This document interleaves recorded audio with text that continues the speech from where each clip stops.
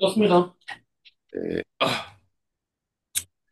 제가 오늘 이제 두 가지 논문을 발표하려고 하는데, 첫 번째 논문은 이제 The Illusion Thinking이라고 애플에서 나온 논문인데, 이게 되게 6월 달, 원래 이제 제가 좀 아프기 전에 랩 세미나 발표를 6월 초에 하기로 했는데, 7월 초에 하기로 했는데, 그 6월 달에 나왔던 이제 논문이고, 되게 이게 뭔가 좀 핫했었고, 좀 이슈가 많이 됐던 논문이어가지고 갖고 왔고, 이제 그래서 이제 뭐 일리지노브 띵킹이라는 거는 이제 LLM이 결국 이제 리즈닝을 어떻게 하고 있는 거냐라는 벤치마크를 좀 제공하는 논문이고 또 이제 그거랑 관련돼서 그 다음 주에 나왔던 오메가라는 이제 매스매틱스 문제에 대해서 LLM의 능력을 평가하는 이제 그런 벤치마크인데 이제 OOD 학습에 안 쓰이는 이제 OOD 샘플에 대해서 이제 평가할 수 있게 만든 그런 이제 논문과 이제 분석을 좀 갖고 왔습니다. 하여튼 이제 이 더 일리저블 띵킹 보면 이제 이거 저자 중 한 명이 벤지오 교수의 동생인데 위가 벤지오고 아래가 동생이에요. 하여튼 뭐좀 되게 똑같이 생겨가지고 신기해가 갖고 왔는데 이 사람이 이제 구글에 있다가 애플로 갔더라고요. 근데 이제 보통 이제 벤치마크 같은 경우에 이제 보통 이제 이런 수학 벤치마크 같은 경우 LLM의 리즈닝을 평가하는 수학 벤치마크 같은 경우는 이제 그 미국의 수학 경시대의 문제를 이제 갖고 와서 많이 하는데 이런 벤치마크 문제에 대해서 이제 좀 생길 수 있는 이슈들이 뭐 이제 워낙 유명한 문제들이다 보니까 이제 풀이나 해설집들이 이제 온라인에 막 떠돌아다닐 때고 이제 이런 것들이 이제 학습 데이터로 들어갈 거란 말이죠. 사실은 이제 그래서 이제 벤치마크에 대해서 꾸준히 이제 업데이트가 좀 필요하고 어떻게 보면 이제 기존 벤치마크를 그냥 사용하는 거는 오염 위험이 좀 이제 크죠. 그래가지고 이런 문제를 좀 이제 해결하면서 단순하게 LMM의 리지는 성능을 평가할 수 있는 이제 간단한 이제 퍼즐들을 좀 이제 벤치마크로 제안을 합니다. 이제 총 네 가지를 이제 제안을 하는데 뭐 다 소개는 안 할 거고 가장 유명한 가장 쉬운 예제는 이제 하노이타 문제인데 하노이타 문제는 이 세 개의 핀이 있고요. 오른쪽 아래 보시면은 이제 다 아시겠지만 큰 원이 가장 아래에 있어야 하고 작은 원이 그 위에 있어야 하는 그 제약 조건이 있어요. 이제 이 예를 들어서 그 NMM 리스폰스에 보면은 물티디스크 1을 이제 이 첫 번째 핀에서 세 번째 이제 두 번째 핀으로 옮겨라 라고 돼 있으면은 이제 그 과정이 하나하나씩 쭉 나오겠죠. 1번을 이제 뭐 첫 번째 디스크를 이제 뭐 0에서 1로 옮기고 두 번째 이제 이 디스크 2번을 0에서 1로 옮기고 이런 식으로 이제 쭉 옮기는 거예요. 근데 이거는 사실 저방식 문제라서 일반항 같은 게 좀 알려져 있거든요. 뭐 이제 크게 생각하면은 이 일리를 한 덩어리 보면은 이전에 얘를 이제 옮겼으면은 얘를 딴 데 옮기고 예를 들어서 뭐 핀 1에 옮기고 3번을 이제 핀 2에 옮긴 다음에 이 큰 덩이 일리를 이제 핀 2에 다 올리면 되죠. 근데 이제 저만식 일반항은 뭐 이제 AM 플러스 1은 2AM 플러스 1 이렇게 이제 뭐 그렇게 풀 수 있는 문제인데 하여튼 이제 이 LM한테 이 디스크를 어떻게 옮겨야지 모든 과정들을 쭉 적게 하는 거예요. 디스크는. 그런 예를 들어서 이제 우리 원판이 세 개거나 이제 뭐 점점 이제 개수를 늘릴 수 있겠죠. 그래서 원판이 하나, 둘, 셋, 넷, 다섯 이런 식으로 늘리면은 이 시퀀스가 되게 길어질 텐데 그 과정들이 이제 모두 맞느냐 평가해 보겠다를 이제 벤치마크 중 하나로 이제 제안을 하고요. 이제 뭐 네 가지 퍼즐들에 대해서 이제 좀 실험하는데 다 좀 비슷한 문제라서 나머지 세 개에 대해서 좀 생략을 할게요. 근데 이제 그럼 이 디스크 개수를 어떻게 보면 이제 컴플렉시티로 볼 수 있겠죠. 문제 풀이의 길이. 근데 이제 이 컴플렉시티라는 게 이제 뭐 난이도라기보다 그냥 단순한 작업을 이제 더 얼마나 길게 해야 하느냐 하는 좀 이제 관점이긴 한데 여기서는. 근데 이제 뭐 여기서는 이제 그래서 뭐 컴퓨테이션을 이제 버짓을 딱 정해놨을 때 얼마나 이제 정답을 맞췄는가라는 걸 좀 이제 평가해봤고 가장 왼쪽이 이제 쉬운 문제, 파란색이 이제 좀 어려운 문제, 이게 빨간색은 이제 가장 어려운 문제. 얘네들이 임의로 이제 구간을 나눠서 평가를 해보니까 좀 이제 여러 가지 좀 신기한 현상들이 발견이 되는데 당연히 이제 뭐 길이가 길어지면은 못한다는 게 이제 좀 보이겠죠. 그래서 이제 이 그러니까 디스크 개수가 한 6개, 7개 이상인 거에서 이제 다 틀리고.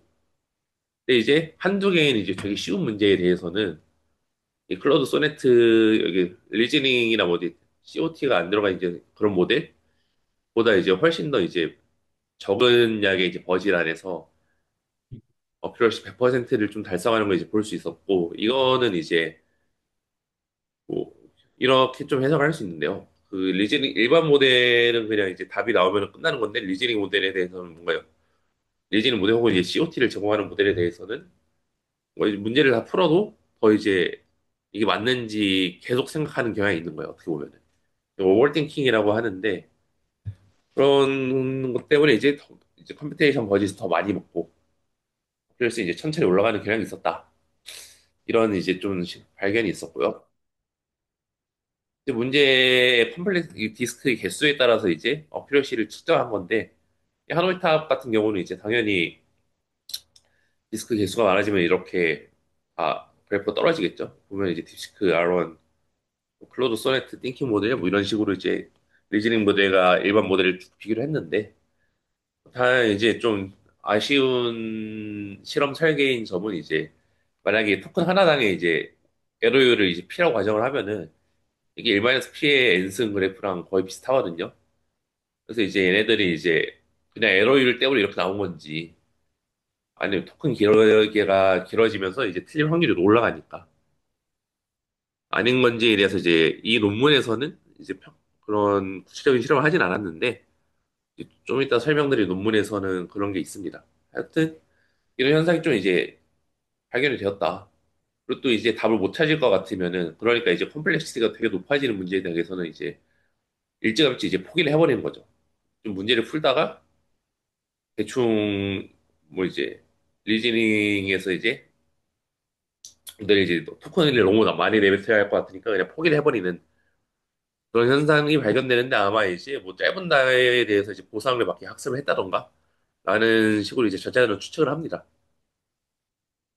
그리고 이제 뭐 이런 가장 이제 좀 특이했던 점은 이 문제를 푸는 솔루션을 시스템 프롬프트에 아예 넣어줘도 이제 이 모델 콜랩스 현상, 그러니까 이제 이 컴플렉스가 더 길어졌을 때 이제 모델이 실패하는 현상은 거의 비슷한 경향으로 일어나는 걸 이제 확인할 수 있었고 이런 거는 사실 이제 좀 문제가 될 수 있죠. 어떻게 풀어야 하는지 알고리즘 다 알려줬는데도 못하는 거는 이제 학습 단계에 좀 문제가 있거나 몰리지는 이제 뭐 이렇게 긴 추론 과정을 가진 이제 데이터 학습 안에서 생기는 문제일 수도 있고 하여튼 뭐 이제 이런 거를 좀 이제 어떻게 보면 이제 이 벤치마크가 되게 간단한데 여기에 대해서 이제 설명할 수 있는 현상들이 좀 이제 눈에 띄게 보이고 또 실험 설계도 좀 이제 완벽하게 엄격하게 만든 게 아니라서 논쟁이 있었다 보니까 이제 뭔가 내가 되게 핫했어요 한동안. 뭐 이제 제가 생각하는 이제 이 논문의 장점은 이제 누구나 이제 쉽게 생각할 수 있는 문제를 바탕으로 이제 리즈닝을 좀 평가했다라는 점인데 좀 아쉬운 점은 이제 이 문제를 풀어야 하는데 이제 뭐 100개의 토큰이 필요한 문제가 있는데 그게 이제 난이도가 다를 수 있잖아요. 난이도를 이제 올리는데 필요한 이제 토큰의 길이가 같은 문제에 대한 평가 그런 건 없어가지고 단순히 이제 긴 사고 과정에서 이제 뭐 에러가 있는지만을 이제 평가했다라는 점이 좀 아쉬웠고요. 이거 좀 흥미로웠던 점은 이 논문 나오고 나서 바로 다음 날에 코멘트 온 더 뭐 일루전 오브 띵킹이라는 리뷰 페이퍼가 나왔는데 이게 되게 뭔가 핫한 논문에 대한 리뷰를 하다 보니까 뭐 누구나 생각할 수 있는 그런 거대로 불구하고 뭐 인용수도 되게 좀 많이 받고 그러더라고요. 그래서 이제 뭔가 이런 거에 좀 깃발 꽂기 같은 것도 좀 관심을 좀 가져도 괜찮지 않을까라는 생각이 좀 들었습니다. 하여튼 이제 뭔가 좀 이 논문이 여러모로 좀 아쉬운 부분이 있어서 비슷한 논문이 있나 찾아봤는데 이 다음 주에 나온 논문이요, 사실 얘는. 그 일루저먼 띵킹에 나오고 그 다음 주에 아카이빙 된 논문인데 서식을 보니까 이제 유닉스에 낸 것 같은 이제 그런 이제 워낙인데 거의 이제 똑같은 문제를 제안을 하는데 그 세 가지 문제를 제안해요.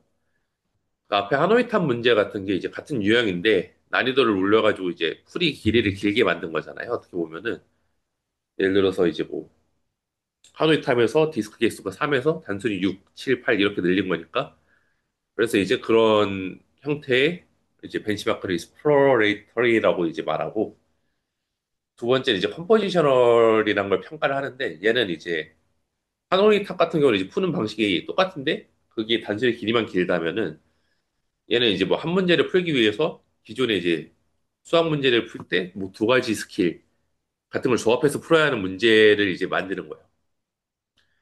이제 마지막에 트랜스포메이티비티는 이제 익숙한 해법으로 풀면은 되게 이제 오래 걸리는 문제들. 근데 이제 좀 직관을 써가지고 그냥 쇼컷 같은 게 있는 문제들이 어떻게 보면은 그렇게 이제 간단하게 풀 수 있는 세 가지 문제 벤치마크를 만들고 이 한 40개 정도의 문제를 만든 다음에 얘네들의 템플릿을 이제 그 코드적으로 어그멘테이션 할 수 있게 만들어 놨어요. 그리고 이제 정답도 코드를 확인할 수 있게 그런 이제 벤치마크를 제안했고요. 앞에 이제 익스플로레이터리는 하노이 타입이랑 거의 똑같은 거니까 생략을 하고 포지셔널부터 이제 좀 보면은 예를 들어서 이제 제가 여기는 컴포지셔널에 콤비네이션을 썼는데 컴포지셔널인데 근데 이제 뭐 이 오른쪽에 있는 문제를 풀기 위해서 필요한 스킬이 뭐냐를 좀 생각해 보는 거죠. 이 오른쪽에 있는 문제는 이 매트릭스 M의 이제 랭크가 3인데 이 랭크가 3이 되는 A, B, C의 조합은 뭐냐라는 거죠. 그럼 이걸 풀기 위해서 이제 우리가 알아야 하는 지식은 이제 뭐 이 매트릭스의 랭크를 알아야겠죠. 그 랭크를 알아야 하는 이제 뭐 리니어 알지브라에 대한 스킬 1이 있을 거고 그것도 이제 이 A, B, C의 조합 경우의 수를 세는 이제 스킬이 있어야겠죠. 그래서 이 스킬 A와 B가 이제 필요한 문제들을 이제 조합을 해서 만들어내는 거예요. 이거를 이제 컴포지셔널 이제 문제라고 하고요. 이제 뭐 트랜스포메이티비티라는 이제 문제 유형은 우리가 이제 뭐 다항식에 대한 적분을 한다 하면 이제 가장 간단하게 생각할 수 있는 건 이 다항식을 쭉 전개해가지고 각각의 이제 뭐 파워로어에 의해서 이제 적분을 쭉쭉 하는 거죠. 근데 이제 오른쪽에 있는 문제 같은 경우는 이제 뭐 차수를 자세히 보시면은 홀수항이 플러스 마이너스가 돼 있어가지고 예쁘게 사실 지워지거든요.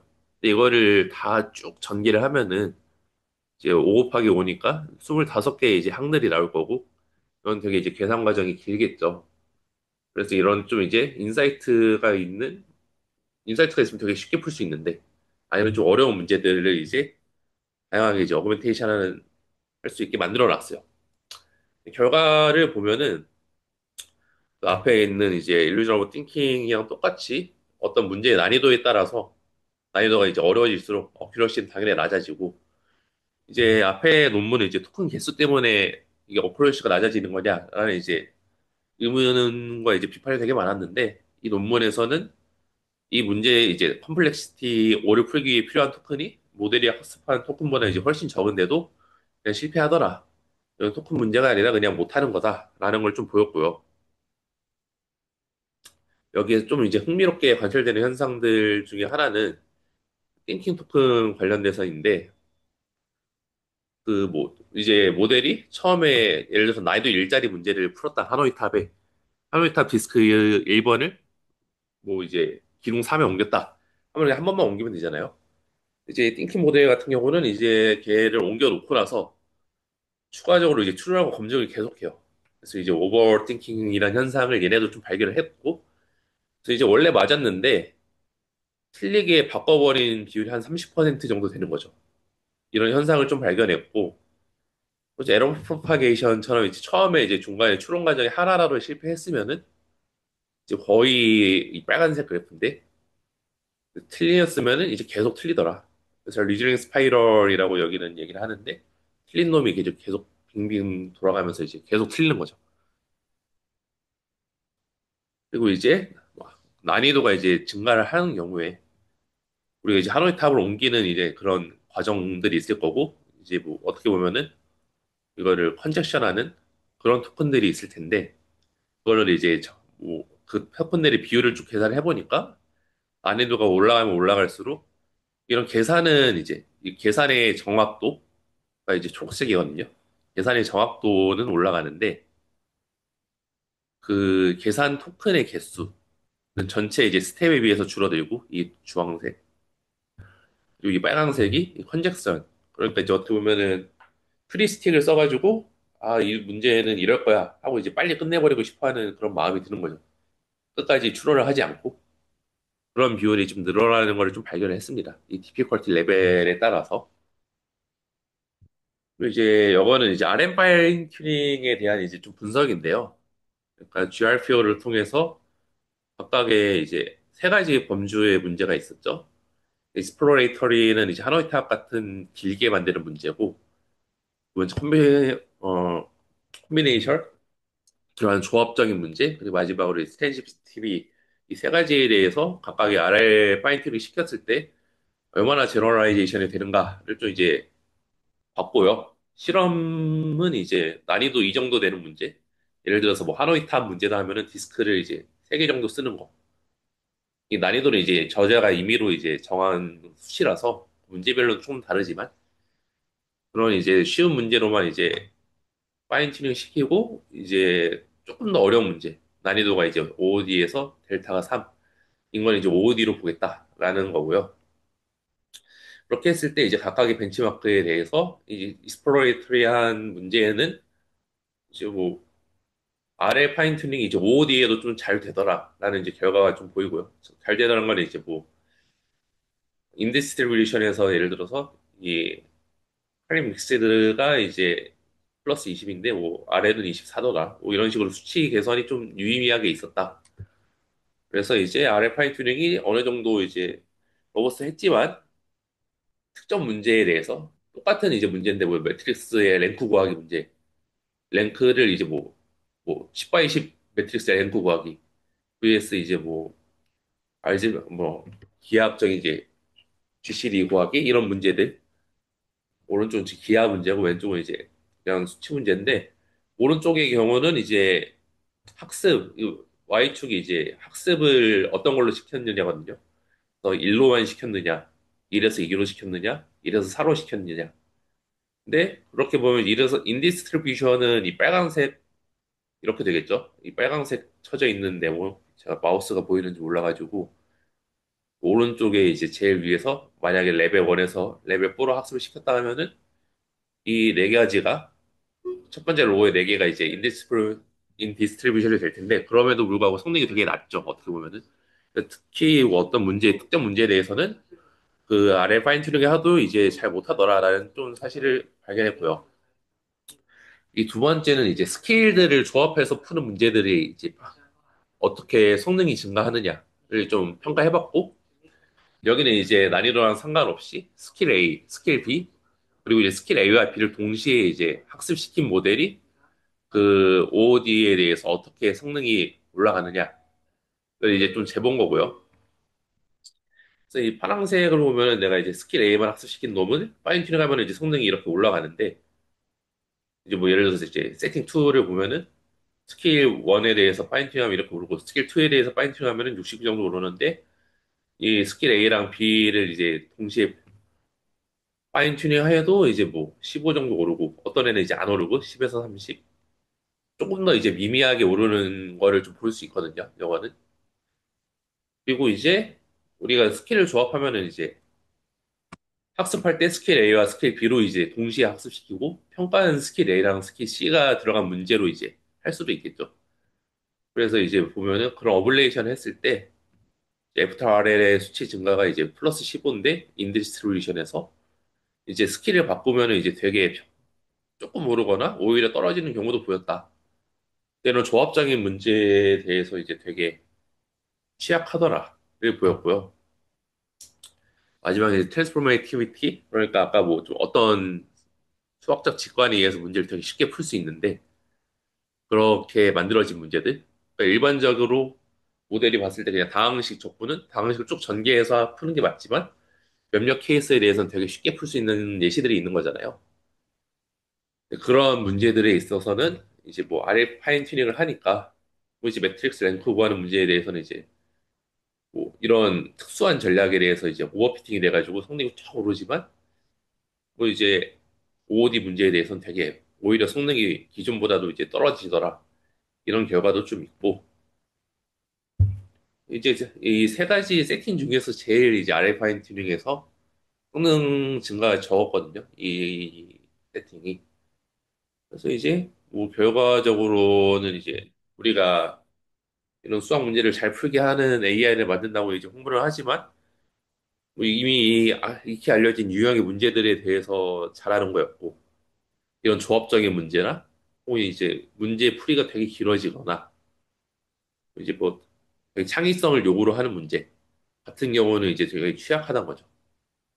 저자들은 사실은 이제 뭐 이런 거를 뭐 어떻게 해결할지에 대해서 뭐 예시를 뭐 이제 방안을 꺼는 놨는데 제가 좀 이제 수긍이 가진 않아가지고 가져오진 않았고 하여튼 뭐 이런 논문이 좀 되게 6월에 핫했어가지고 준비해봤습니다. 혹시 질문하실 거 있으시면 좀 말씀해 주시면 감사하겠습니다.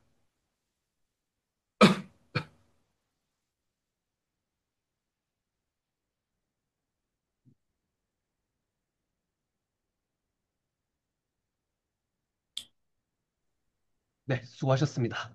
네, 좋습니다. 회원님 혹시 나가서 좀 조작해 줄 수 있나요? 제가 지금 조작할 수 있는 환경이 아니거든요. 아, 공유를 끊고 하면 될 것. 상현님 지금 공유 중인 거죠? 지금 공유 끊으면 될 것 같습니다, 상현님.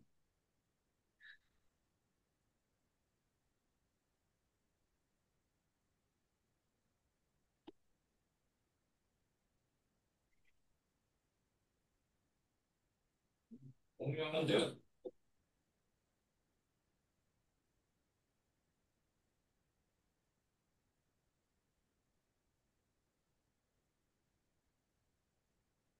네, 저는 석박통합 과정 진회양이고, 오늘 처음 소개드릴 논문은 고이터 플로우라는 논문. 이 논문은 CLPR 공유의 페이퍼. 이 페이퍼에서 하고 싶은 거는 이제 비디오 디퓨전 모델에서 모션 컨트롤을 할 건데, 이거를 노이즈를 직접 제어를 해서 한번 해보자. 이런 고양이 이미지가 있을 때, 내가 이 고양이가 아래로 내려가는 거를 만들고 싶어요. 그러면은 이 고양이를 그냥 대충 이렇게 크롭을 한 다음에, 이렇게 내려가는 것처럼 시작을 하면 이제 이거를 이 플로우 리치를 해서 노이즈를 마핑을 하는 거. 그다음에 그걸 비디오 모델에 넣으면 고양이가 우리가 원했던 것처럼 생성이 되는 좋아.